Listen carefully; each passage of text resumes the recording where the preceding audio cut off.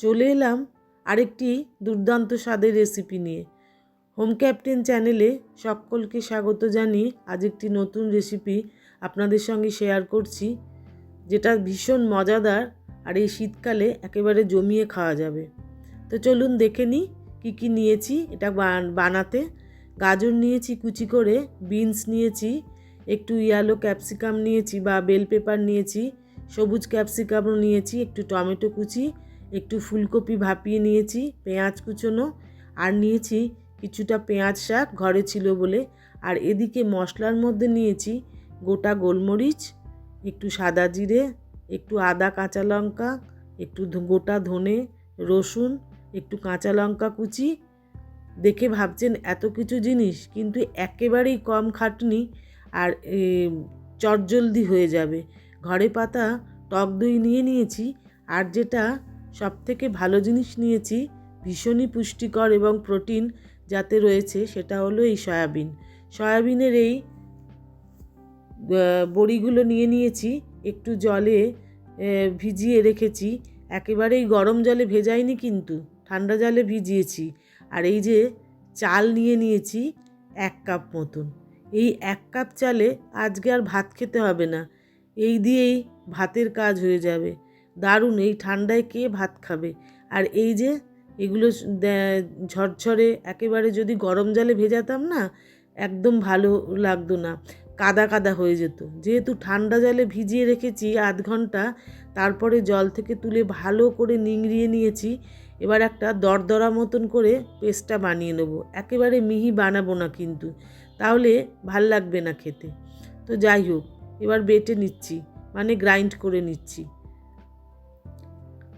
এই শীতের দিনে হোক, রাত্রে হোক, বিকেলে হোক, এক একটা ফরমাস এসে যায়। তো সেই ফরমাসগুলো আমাদের করে দেখাতে হয় বা খাওয়াতে হয়, রেডি করতে হয় ফরমাসগুলো। তো আমি এখানে আজকে একটা দারুণ স্বাদের চাল দিয়ে আর এই যে সয়াবিন দিয়ে একটা দারুণ সুন্দর পরোটা বানিয়ে দেখাবো। যখন হোক দিতে পারবেন, টিফিনে অথবা ব্রেকফাস্টে কিংবা ডিনারে, যখন হোক ভীষণই ভালো লাগবে। চালটাও আমি 1 ঘন্টা আগে ভিজিয়ে রেখেছি, এমনি নর্মাল চাল, সেদ্ধ চাল যেটা দিয়ে আমরা ভাত খাই, ঠিক সেই চালটাই। এবার আমি আদা দিয়ে দিলাম, আদা আর কাঁচা লঙ্কা দিয়ে দিচ্ছি। ঝালটা নিজেদের প্রয়োজন মতন নিজেদের বুঝে দেবেন। আর এর সঙ্গে দিয়ে দিচ্ছি বেশ 5-6-7টা কোয়া রসুন নিয়েছি, রসুনগুলো দিয়ে দিলাম। আর এই মশলাগুলো সবই দিচ্ছি, যেমন গোটা জিরে সব দিলে মিক্সিতে বেশ একটা পেস্ট তৈরি করে নেব, আর খেতে হবে দুর্দান্ত। গোটা ধনে নিয়ে নিলাম, আর গোটা কিছুটা গোলমরিচ নিয়ে নিয়েছি। বেশ মজা লাগে না এই শীতকালে, বেশ গোলমরিচের ঝালটা শরীরে খুব যেন একটা কাজে দেয়। আর কয়েকটা কাঁচা লঙ্কার টুকরোও নিয়েছি কুচিয়ে, যেটা নাকি বেশ গন্ধটা দেবে। আর টক দই নিয়ে নিলাম, ঘরে থাকা টক দই, কোনো অসুবিধে নেই। আধ বাটি মতন টক দই নিয়ে নিয়েছি। এবার সামান্য একটু জল দিলাম, দিয়ে একটা পেস্ট বানিয়ে নেব। এবার দিয়ে দিচ্ছি একটু লবণ। লবণটা প্রয়োজন মতো, আন্দাজ মতো দিলাম। এই যে পেস্টটা হয়ে গেল বানানো, ভীষণই সহজ। হাতের কাছেই মিক্সি থাকে, আর মিক্সি থাকলে কোনো যেন অসুবিধেই হয় না।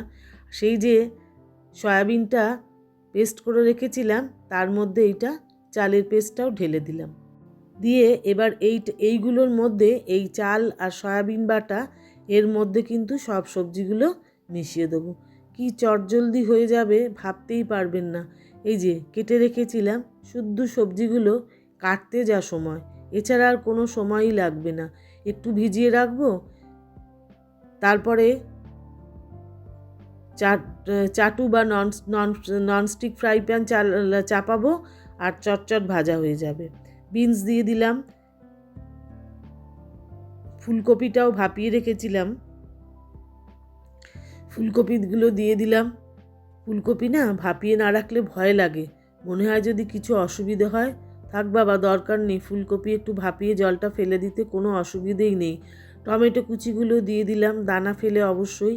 ক্যাপসিকামগুলো ছোট ছোট টুকরো করে কুচিয়ে রেখেছিলাম, সেটাও দিয়ে দিলাম।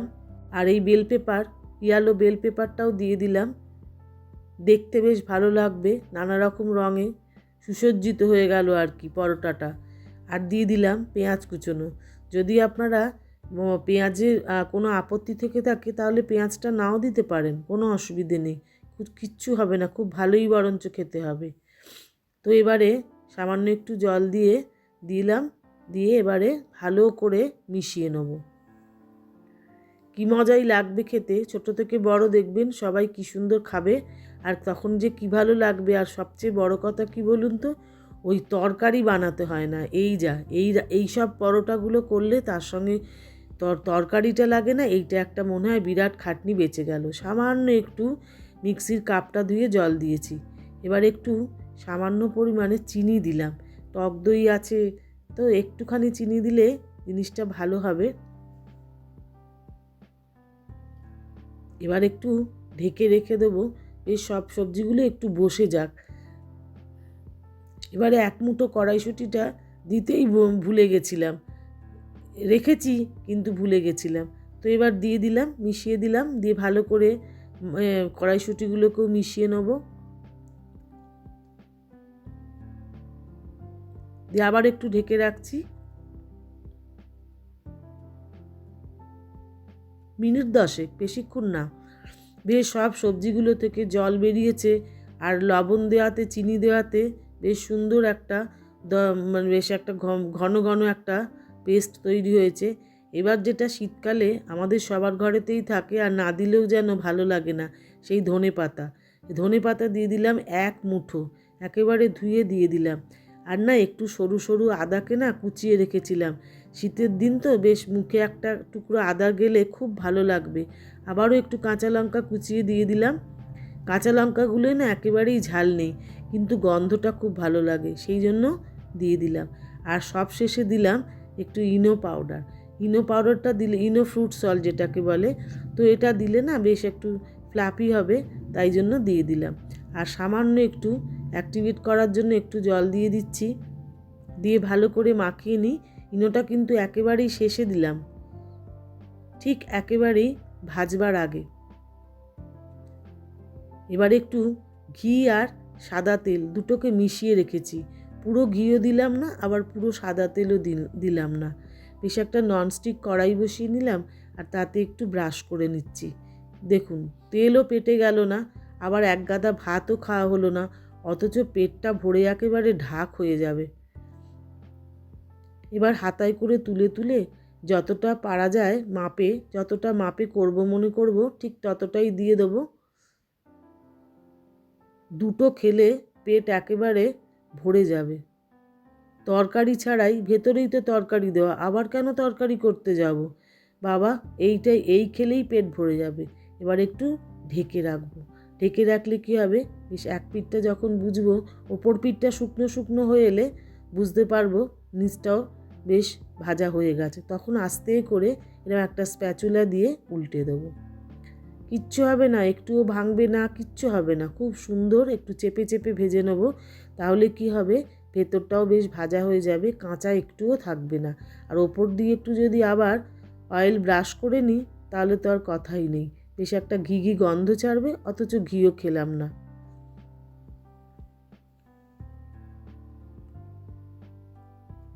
আমি তো ধরেই নিলাম আপনারা সবাই আমার সম্পূর্ণ ভিডিওটাই দেখেছেন, আর যদি ভালো লাগে অবশ্যই কিন্তু কমেন্ট করে জানাবেন।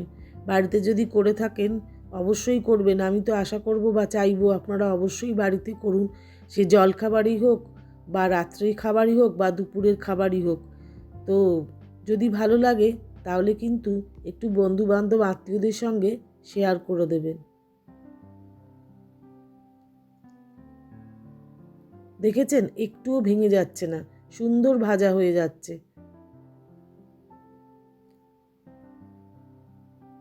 তাহলে আজকে এই পর্যন্তই থাক, পরের আরেকটি ভিডিওতে আপনাদের সঙ্গে অবশ্যই দেখা হচ্ছে।